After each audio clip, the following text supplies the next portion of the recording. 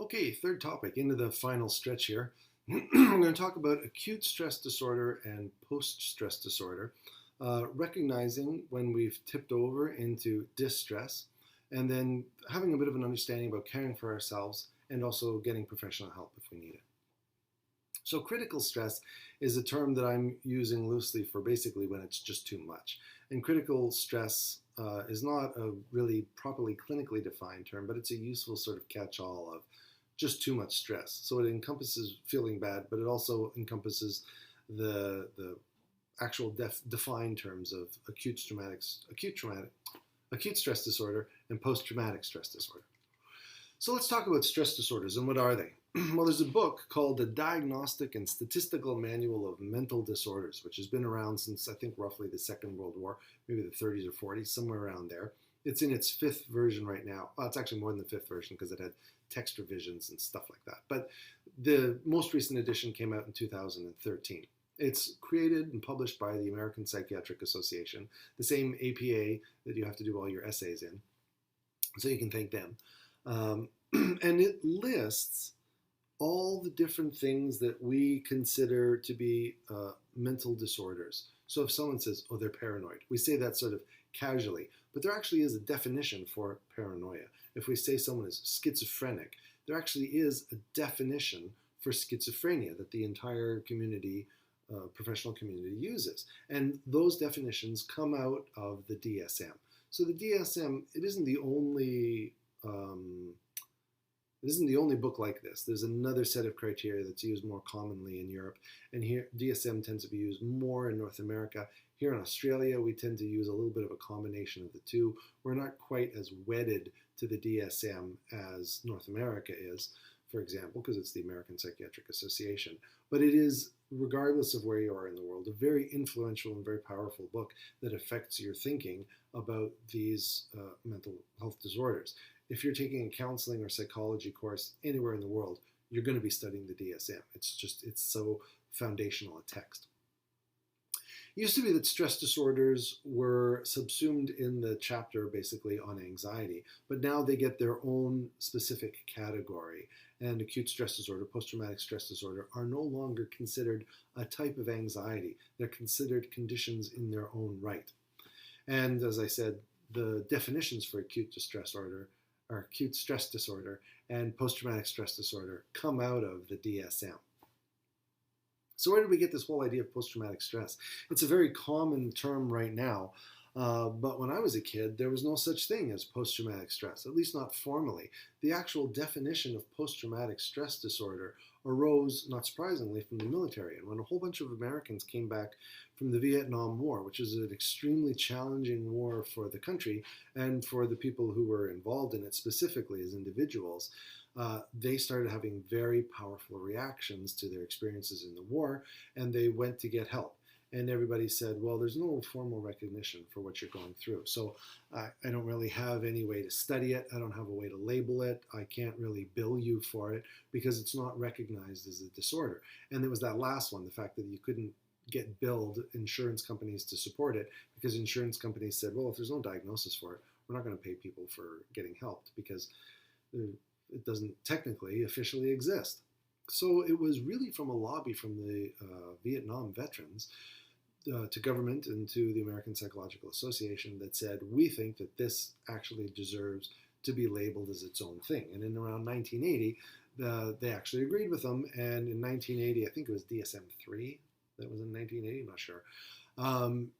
Post-traumatic stress disorder was formally recognized for the first time. And that's when people said, okay, now we got a definition. Now we can start to measure it. Now we can start to research it. Now we can start to look for what therapy is best for it and all that sort of stuff. So in 1980, really, this started to take off. But of course, it existed far before that. Humans get post-traumatic stress disorder. Probably we've gotten it for as long as there have been humans around. We know we have case records going back to the American Civil War in the mid-1800s that show us that those people had what they used to call the 1,000-yard stare, or sometimes they called it shell-shocked. A lot of people came back from the First World War and they were described as being shell-shocked. And we now know that that was post-traumatic stress disorder. And those people were usually just like put in homes and ignored. which is tragic because there's a lot of really good treatment for PTSD now. It can occur at any age. Kids get post-traumatic stress disorder. There's a slightly different set of definitions for kids and how they get it, but it still is post-traumatic stress disorder. They just manifest it differently. Women are twice as likely as men to get PTSD, and people who are exposed to traumatic situations get PTSD and like a dose-response relationship. So the more stress you have, the more PTSD you get. So that's how we helped establish that it's actually caused by these terrible situations and not by some other causative factor. So I've talked a little bit about acute stress disorder, which I keep mispronouncing, and post-traumatic stress disorder, and the fact that they're a little bit different. Let's take a look at what the actual definitions are for those two conditions, because these are the main definitions that people get for critical stress impairment. So acute stress disorder, it lasts for about a month or less after the precipitating traumatic event. So if you're still stressed about something 2 months later, it doesn't fall under acute stress disorder anymore because it's been going on for too long. It has to be within 4 weeks of the initial event. However, it can persist for months or years, and in that case, we call it post-traumatic stress. So after a month, we click over from acute stress to post-traumatic stress. 1 month is kind of the transition line. The DSM says that about half of the patients who experience PTSD also experienced acute stress disorder, which means that half the people didn't. So it's possible for you to be okay for a month, or 2 or 3, and then start to feel the effects of that initial precipitating traumatic event and go directly from, basically okay-ish to post-traumatic stress disorder without having experienced a very strong reaction, stressful reaction within the first month. So you don't necessarily have to have acute stress disorder to develop post-traumatic stress disorder. You can unfortunately just jump right into post-traumatic stress disorder if your symptoms initiate a month after the precipitating incident. Okay. Another important difference is that in PTSD, they really emphasize the presence of dissociative symptoms. So you tend not to dissociate as much when you're experiencing acute stress disorder.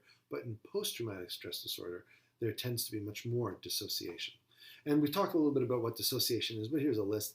Feeling numb, unable to remember traumatic events, feeling spaced out, feeling unable to think, poor memory, just kind of, for those of us who are old enough to remember that you could pick up a landline and listen to a dial tone, that experience of just sort of personally being stuck on dial tone, just kind of sitting there going, and you can't really get yourself out of the chair. You can't get yourself to think critically. You can't get yourself to actually be effective in any way. You're just stuck in dissociation. That's much more characteristic of post-traumatic stress as opposed to acute stress disorder. However, if there is a lot of dissociation in acute stress disorder or before post-traumatic stress disorder kicks in for those who didn't experience acute stress disorder, then that tends to be a lot more predictive of the fact that you're going to get PTSD. So the dissociation tends to be a protective thing. We go into the bubble, but you can't stay there forever or else you starve and you're not functional. So when you come out of that dissociative state, you are now forced to start dealing with all the things that you've been ignoring. And that becomes very traumatic. So again, dissociation is a very effective short-term strategy, but a very ineffective long-term strategy. Okay, so what's acute distress disorder? If we were to talk about what that actually is, how would somebody define you as having ASD? If you came in and started saying, oh, these terrible things are happening to me, I would either on paper or in my mind as a counselor have this checklist that I would sort of be going through, and I'd ask open-ended questions and see if you spontaneously offer any of these things. So first of all, did something bad happen? Was there some sort of initial precipitating event, either a singular event or a series of cumulative events? And basically, if you come in and you say, yeah, I'm a paramedic or a police officer or a soldier or an emergency nurse or a dispatcher or a doctor or an ICU nurse or corrections, all of those things right away, we've satisfied criteria A. And then there were some bad emotional, I'm speaking colloquially obviously, bad emotional reactions to this bad thing that happened. So we get intrusions into our awareness, flashbacks and nightmares. We get negative moods, we're sour or surly. We lose our positive emotions. We dissociate, we space out, and people go, hey, are you listening to me? What? We have avoidance symptoms where we focus overly on things that are distracting for us. So we just, get into hobbies or whatever in sort of an obsessive way.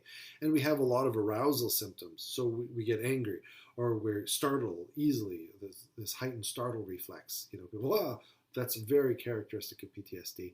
Or we're just confused and kind of stuck like this. That's very characteristic of PTSD.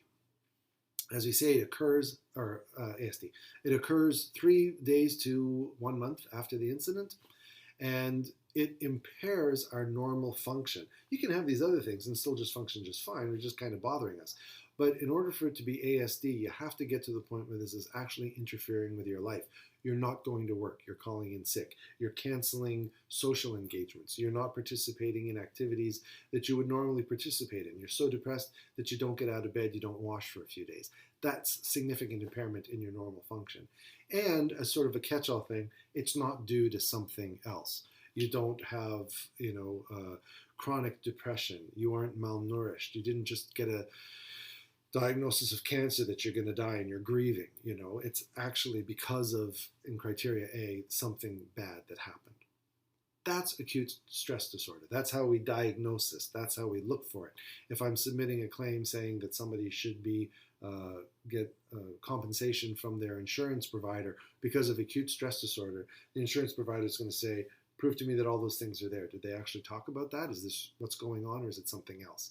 And I go through this process to say, yeah, this is actually what's going on.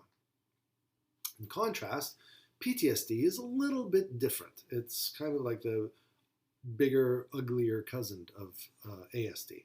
So again, something bad happened, similar to acute stress disorder. Won't repeat all that stuff. There are also some intrusion symptoms. There are some avoidance symptoms, negative alterations in cognitions, which is thinking, and mood, which is our sort of emotional tone. There are alterations in our arousal and reactivity, which is the heightened startle reflex, or depression and anhedonia and all that sort of stuff.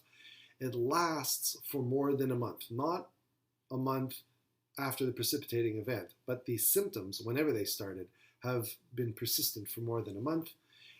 It is interfering with our ability to go through our daily lives, and it also isn't due to anything else.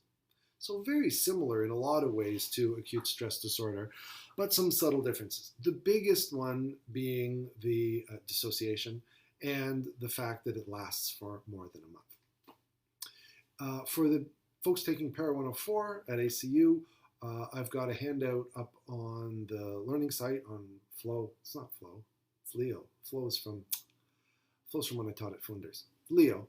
And it gives more detail about these disorders in some depth. And I want you to read that. I want you to be familiar with these symptoms. So ignore the fact that it says Flow. If you're going to ACU, it should say Leo. And sorry about all the TLAs, 3-letter acronyms. Okay. Something really important for us to remember is that PTSD is a normal response to an abnormal event. We are just, as Tim Minchin says, apes that wear shoes. And if you take human apes and throw them into these incredibly bizarre and abnormal situations with decapitated people and decomposing bodies and all the horrible stuff that we see as paramedics, then it is normal for us to get post-traumatic stress disorder. Eventually, people get overwhelmed. It's kind of like if you have an attitude that PTSD is just weak people, that, people who can't hack it, that's analogous to saying, this guy came into the gym on his first day and he tried to bench 500 pounds and he dropped it on his chest and broke his sternum. He's weak. No, he's not. That's what happens. Our muscles can only lift so much weight. Our emotions can only bear so much tragedy before they start to fail. And PTSD is a normal reaction to overwhelming stressors. Oops. There goes my alarm again. Sorry.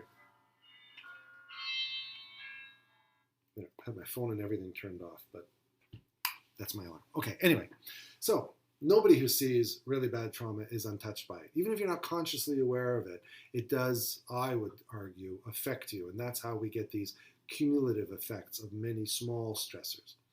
It's normal for you to feel a sense of being threatened and a sense of your family being threatened. When I had PTSD, I was living an hour north of Toronto, and I used to have nightmares about cops coming up from Toronto trying to kill my family. My family was threatened, and it was from the official services in Toronto. That's why it was arising in my mind. Sadness, grief, anger, they're all normal things, and all of us are different. Acknowledging our feelings, so talking about this mindfulness, awareness, and acceptance actually helps us to recover. And that's why we found that mindfulness-based therapies are so helpful, because we've taken this thing which is so horrible that we've put it off sort of in a separate encapsulated area in our mind. And gradually what we need to do is reintegrate it into our general awareness. That's the work of recovery. Accepting help is healthy, even though in our culture it's often something that's very difficult for us to do. But we also have to understand that all of us deal with this in different ways. There's a spectrum of extroversion to introversion, and people want and require and need and are helped by others in a variety of different ways. And it's important to be respectful about that. How do we recognize if we have critical stress? This is easy. It's a one slide sort of discussion. I've made this list, and if you're in Para 104, then take this from the PowerPoint. If you're watching it on YouTube and you're not in the unit, that's fine. Nice you're here. Take a screenshot of this, print it up, and post it on your fridge if you're working as a paramedic or a paramedic student, and every so often look at it, or post it beside your toilet. And when you're sitting there with nothing else to do, just read over it and say, how much of this is going on in my life right now? And if you can highlight a lot of these as stuff that's going on with you, then you have tipped over into critical stress. What do we do if we've tipped over into critical stress? Well, we take care of ourselves. How do we do that? First of all, go home. If you're at work, go home. You're no good to anybody when you've been injured by stress. You need to start the healing process. And if you don't have a workplace that recognizes acute stress injuries as actual injuries, then just tell them you're sick. Tell them you threw up or whatever. Just lie and go home, because you need to protect yourself. And the fault is theirs for not recognizing stress as an injury, as opposed to you for having to, game the system in order to be able to protect yourself properly. This is where we get into moral distress again. You need to heal from this the same way you would from a physical injury. It can take hours, days, weeks. It could take years. You don't know. It depends really on just how bad it hit you. Talk to someone about your feelings. There's lots of emotions that can possibly come up. It's useful to talk about it, but only, this is important, only if you want to, and only as much as you want to. You may find the overly therapeutic friend who just wants to bleed you dry of all your emotions at the time and thinking that it's very helpful. Don't let them. Protect your space, protect your boundaries. Say, you know what? I've had enough. I don't want to talk anymore. Thanks for listening, but I need to stop now. If they say, no, you need to keep going, say, you know what, I actually watched a lecture on this and I don't need to keep going, and maybe you should look at it, and give them the link. And if you got sent here by a friend saying you need to take a look at this, then maybe you need to know that you should not force people to talk about the feelings. There's no obligation for people to have to. It's up to the person who's having the emotions to determine how much of a release is healthy for them. And that's entirely unique and individual. I really want to stress that. So don't force yourself or be forced or let someone else force you to talk about things or to experience things that you're not ready to yet. It's up to you to figure out how fast you jump into that hot bath. This is your call solely, okay? And also realize that the bad things that happen didn't happen because of you. If you're coming there as a paramedic, you're there to help. You didn't cause it to happen. And I know that that's sort of an argument between the scientist and Amy Amy usually wins that one, but it can be helpful just to keep in mind that you didn't do this. You had nothing but the best intentions. You went there to help. Easier said than done. I know, I've been there. It's easier said than done, but it does help to say it. As a general guideline, we want to burn off all the adrenaline and cortisol that we bodies have just produced inside us and dumped into our bloodstream, and stop making more. So some general strategies, and you've probably heard these before, but it's a good review. Exercise if you can. Even though you will already be feeling exhausted, go and do some gentle exercise. Again, walking is the best thing. Eat good food. We're tempted to eat crap. We reach for potato chips and candy and Coca-Cola. Don't do it. Eat only good food. You need some internal discipline because your body has just produced a whole bunch of chemicals and you need to replenish those supplies. The serotonin and the oxytocin and the other feel-good chemicals that we have in our mind that we use as a part of our parasympathetic rest, digest, relax, and recover system are also made from the foundational chemicals as the adrenaline and the cortisol. And if our body has to choose, it'll always choose to produce the adrenaline and the cortisol because those are the things that keeps us alive. So if we are forced to create adrenaline and cortisol, it's going to deplete the resources that we have for the other hormones that allow us to relax, rest, and recover. So we need to fuel ourselves properly with good food so that we can start to rebuild our stores. Avoid caffeine. You're stressed enough. You don't need any more caffeine because caffeine stimulates our sympathetic nervous system, and you can only have one or the other, sympathetic or parasympathetic. I've got a lecture on that too, the autonomic nervous system, if you want to look for it. But the autonomic nervous system consists of the sympathetic and the parasympathetic. And if your sympathetic is on, your parasympathetic is off. And your sympathetic will already be really high because you're filled with adrenaline and cortisol. So don't give it caffeine and push it up even more. You want to try and get more into relaxation. So avoid the caffeine, avoid the cigarettes. Try to get some sleep, even if you're having a lot of trouble. If you're having a lot of trouble in the short term, go to your doctor and ask them for a short-term benzodiazepine. They'll give you like 5 or so that you can sleep over the next few nights and allow your body to recuperate. Temazepam is a good one. There's a bunch your doctor will be able to prescribe, but explain that you're a paramedic and this is what you've seen and you're having flashbacks and it's impossible for you to sleep and you need to recover. And most family physicians will be fine with that. Don't be surprised if they try to refer you on to a psychologist. Maybe that's a good idea. All right? Avoid alcohol. Alcohol allows us to get to sleep more quickly, but it disrupts our sleep and it makes it difficult for us to get into REM. So you fall asleep more quickly, but it's a crappy sleep. So although it's a bit of a crutch to actually get you asleep, it's a bad one to use because it doesn't allow for that recovery, which is ultimately what we want from sleep. Do some relaxation exercises, deep breathing, yoga, stretching, whatever it is that you do to relax. If you're not sure how to relax, then YouTube relaxation exercises and do some of those.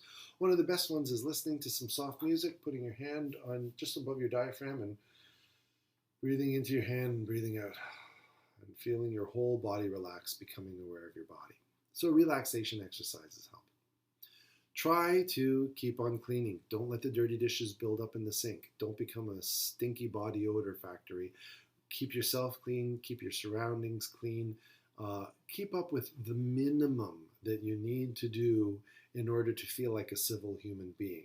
That doesn't mean go out and work diligently on your PhD or, this excessive sort of stuff. It just means keep the dirty dishes out of the sink, keep the dirty underwear off the floor, do your laundry, wash yourself, keep the place tidy. Spend some time with your family and friends. If you like your family and friends. If you don't, well, get new friends. Can't get new family. But get new friends and avoid your family if they're toxic to you, which for many people they are. So find people that you actually really like and try to spend some time with them. I really strongly urge people who are paramedics to find a really good friend who's a paramedic or a cop or a nurse or something and sit down and consciously say to them, I'm looking for a buddy that I can call at 3 o'clock in the morning when I know things are too bad. I'm looking for someone that I can talk with and share with, and I'm willing to be that for somebody else. Now, as your students going through the university program, it's a great time to find friends like that because you're about to go out into clinical practice and you might come home and just be really messed up and need someone to talk to. And having another student that you can talk to is a fantastic thing to do. I'll also talk about some other resources for students. Don't be afraid to hide. This is okay. Make yourself a pillow fort or a blanket fort, or find yourself a cardboard box that you fit in, figuratively speaking, metaphorically, and just lay low. Turn off your phone, put a message on it saying, I'm unavailable for the next few days. Send me an email if it's urgent, and then just, don't check your email. Stay off of Facebook. Just lay low and try to stay off social media. Try not to be overburdened with your responsibilities. Cut it down to the minimum. And if you're a paramedic, most of your friends will understand that there are times when they're available that you're just not available because you work night shifts, and sometimes you're on night shift, and it should be pretty standard for you to just turn off your phone so that you can sleep through the day. So if your phone's been off for a few days, most of your friends will understand. If you're on Facebook or social media, say, dropping off for 3 days, I'll be back, I'm fine, just need a bit of a rest to recover from shifts or whatever, and take some time for yourself. You are worth taking that time. You need to recover. There may be some memorials or rituals or use of symbols. Perhaps you're a person of faith and you can find some consolation through prayer or meditation or whatever is useful for you. Maybe you're not in a religious community, but there are just some things that you can do that would be helpful for you. When I had really bad calls, I'm feeling emotions coming up now, but when I had really bad calls and things really affected me, I was practicing Zen Buddhism at the time, and I used to go home and I used to just light a little stick of incense for those people and sit in a quiet room and let the incense burn and let myself be present with those people. And that incense was, to me, an offering.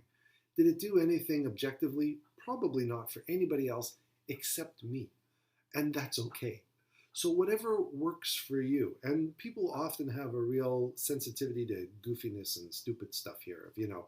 What am I going to do? Sit in a corner and shanti shanti om? Is that really what you want me to do?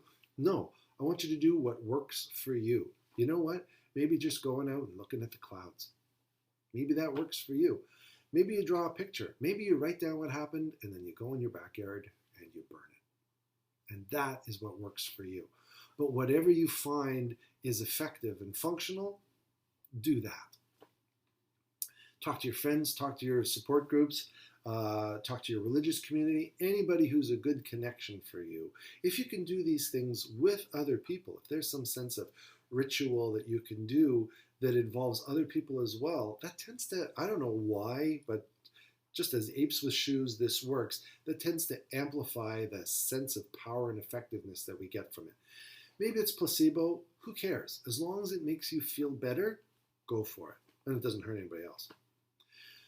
Talk with your family if you have one. Talk with your extended friends. Have a plan for when you're emotionally hurt, so that you can come home and your husband can say, hey, honey, how was today at work? And you say, you know what? We're just going to go code yellow here. It was a crappy day. And the husband says, no problem. I got the kids. You go relax. Of course, we can't abuse that because that's something that our partner is offering us. So only do it when it's valid and, don't abuse it. But if you can create a system like that with your partner, that is a really, really effective thing to do. And you know what? They'll recognize it. You'll walk in the door and they'll go, oh, you okay? What? How can you tell right away that something's wrong? They can just pick it up if they're sensitive. So have a plan for how this works and what you're going to do about it. It's really important that you can just turn on, this code yellow, or code red. Code red is I'm just going to my room and I'm closing the door and don't bug me. Whatever works for you, have that work. Now, in a community of our peers, we're going to see this start happening with other people, and we're going to want to help those other people. And we got to be careful because we can do things that are inappropriate. So we can just be there to informally debrief with other people after critical situations. You will come to know your partner when you're working as a paramedic extremely, extremely well. If you have a long-term partner, these are long-term intimate relationships. If you're with a partner for 10 years and you add up the hours, you will probably spend more hours awake with your partner at work than you do with your life partner, your intimate partner at home, wife or spouse or whatever it is. As an older paramedic, be careful of the new and inexperienced staff. When you see some rookie little student doing this at a call, go over and talk to them, take some time and help them out. For the students in the unit, obviously, this is not this is not the time in your career when you're going to do that. But as a senior student, if you know junior students and you hear some of them talking about this, it's a time to intervene and say something like, "Ooh, that sounds like a bad call," and see if you can talk with them a little bit. Talk to those people. Tell them, hey, it seems like you're really being affected by that. Don't come up and say, I'm concerned about you, because that just sounds very artificial.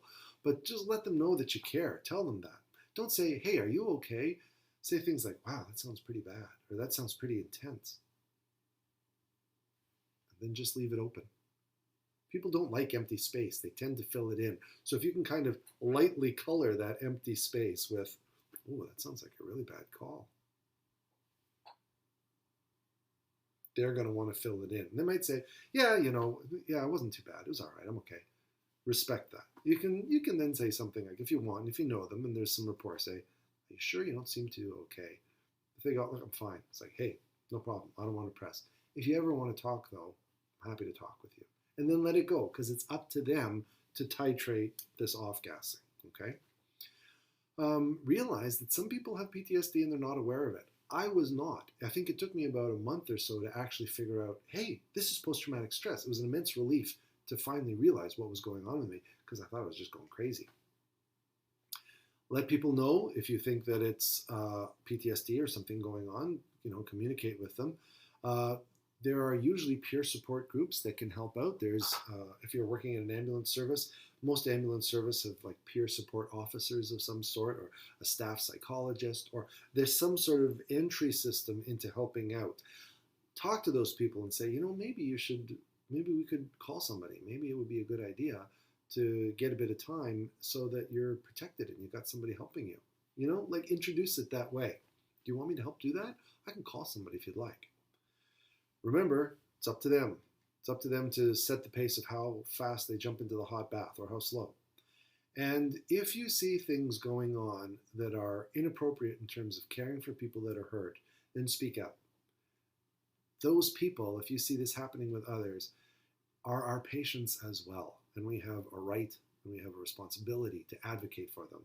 So if you see some supervisor treating them poorly, or another paramedic, or somebody not working well with those people, then step in to protect them. If you have peer support officers in your service, most of whom are great and doing a good job, then praise them.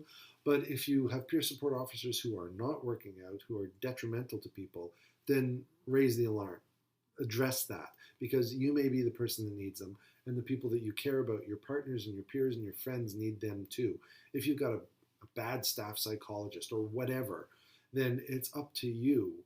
And it's really important that you don't enable inadequate or inappropriate care. You need to be an advocate for the healing, helping system to work properly. And that's one of the things that you can do when you're feeling well and not under a whole bunch of stress. You can take on that challenge of saying, that is a problem that we need to fix.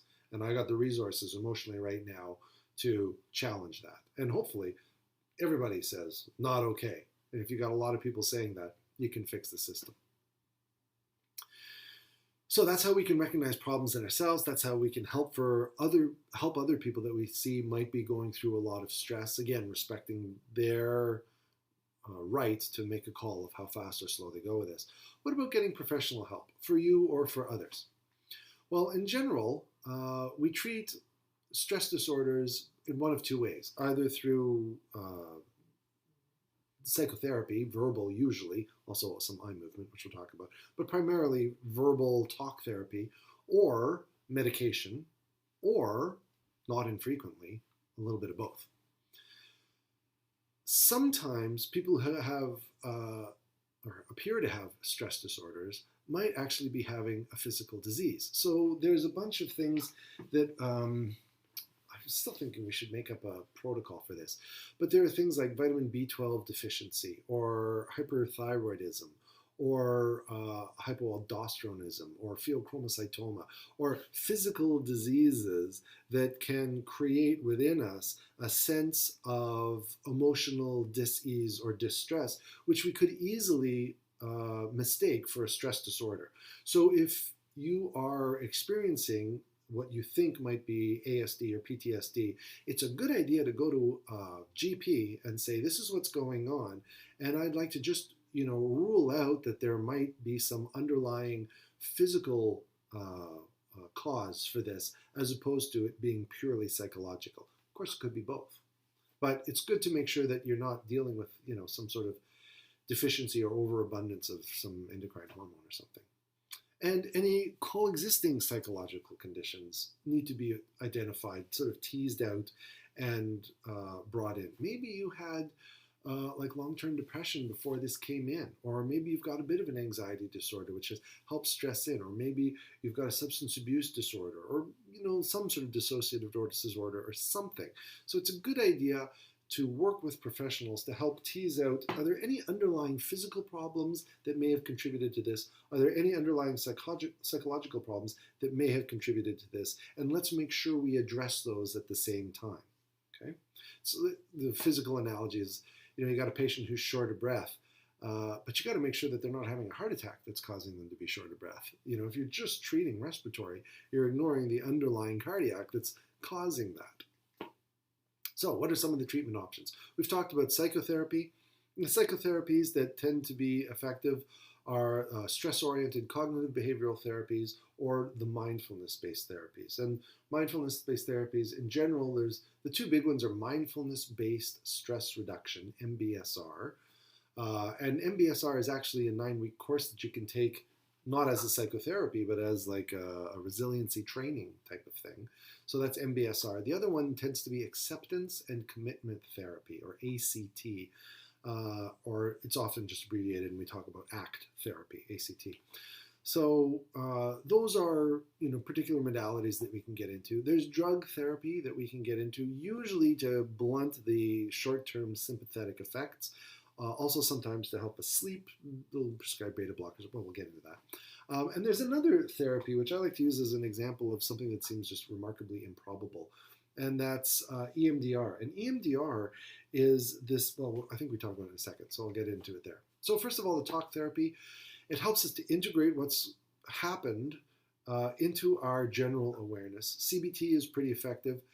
If you're doing it incorrectly, that can be a problem, and we'll talk about critical incident stress debriefing, CISD, which is something that we used to do in emergency services, which we no longer do, which we'll talk about in a second. There's also something called trauma-focused cognitive behavioral therapy, or TFCBT, which is really good and really effective. And if you discover or realize, if someone points out to you that you're suffering from post-traumatic stress disorder, it's probably a pretty good idea to find somebody who specializes particularly in this sort of work, if you can. There are few people out there, and we're getting more and more, who were cops, paramedics, firefighters, and they've become counselors who have started to work with people who are, emergency services personnel and are able to help out. And there's a real face validity to those people, because if you walk in, I had clients come in and say, what do you know about this? And I say, look, I was an inner city medic for 14 years and I had post-traumatic stress.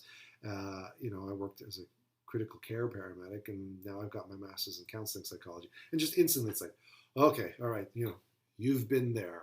And if that's necessary for you, that's great. It's a good thing to do. Having said that, they don't necessarily have to have been an emergency services personnel in order to understand this. There are people who counsel alcoholics who were never alcoholics themselves. There are people who counsel people with depression who have never been depressed. And they're very effective and they're very good at it. So it's not something that is required, but if it's useful for you, then check it out. But I would say, don't just grab a general counselor.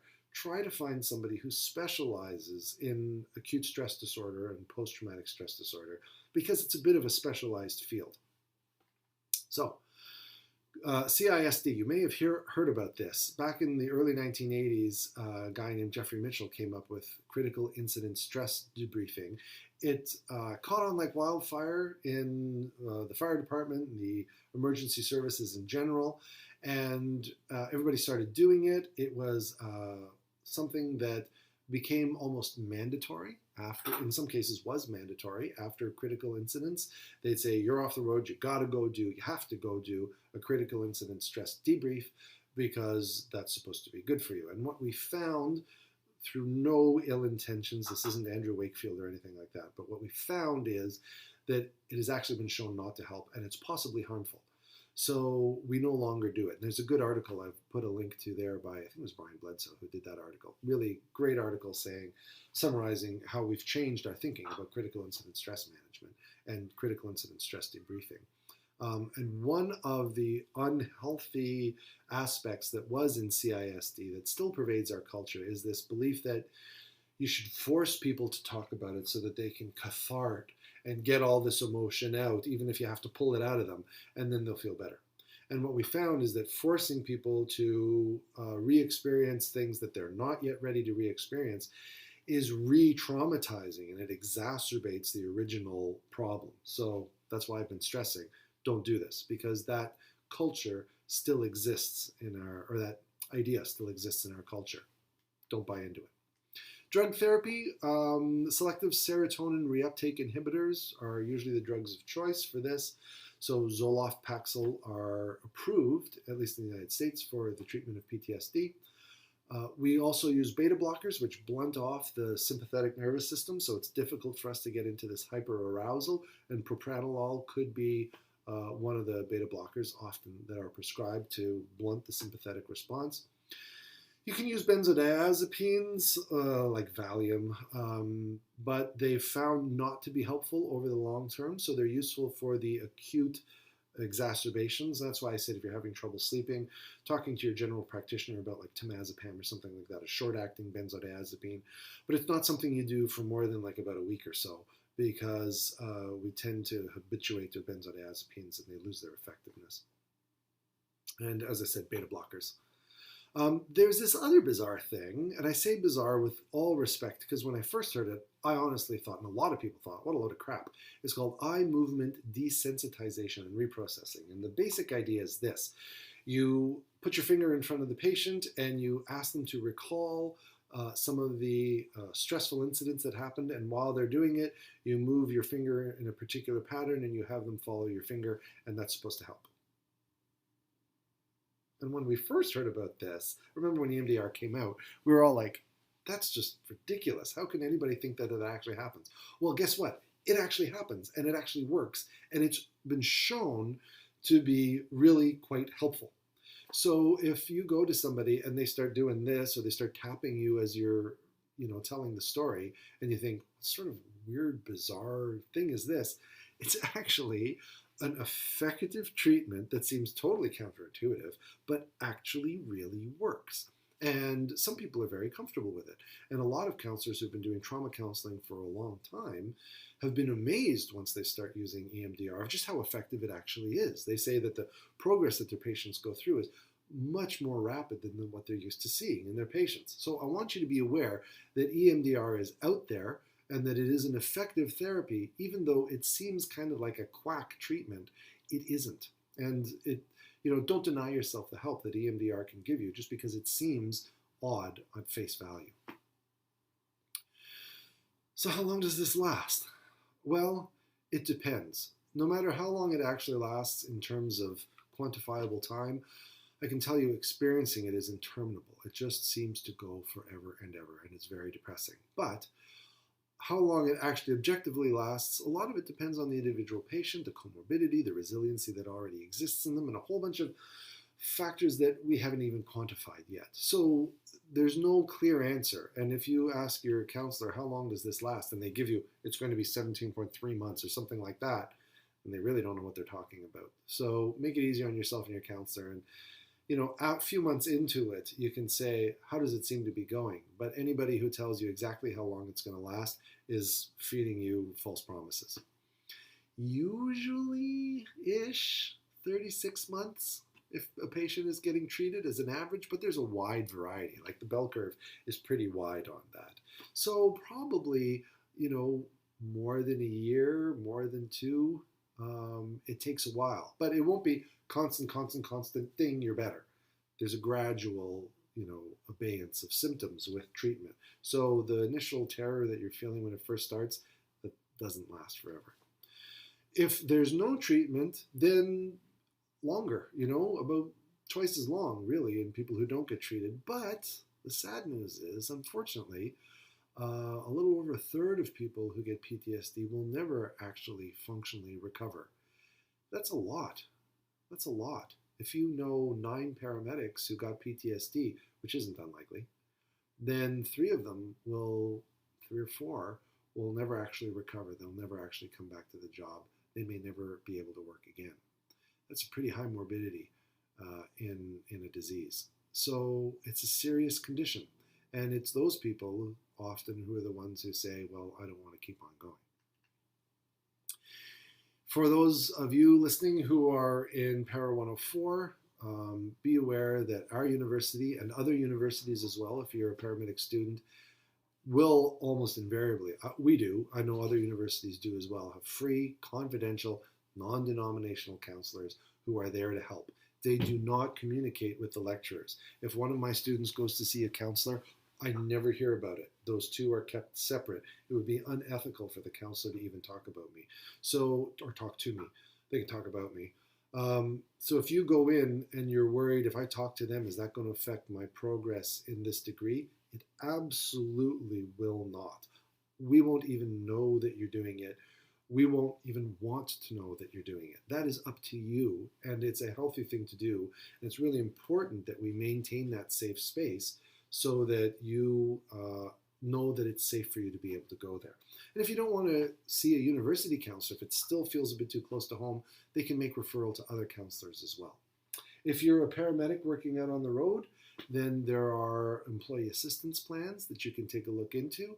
And if you don't want to, if you feel there's a bit of a conflict of interest, then you can go get help on yourself, autonomously, apart from where you're working, and just keep it separate from your employer so that it doesn't affect your work relationship. And unfortunately, in this day and age, I would say that that's probably not such a bad idea.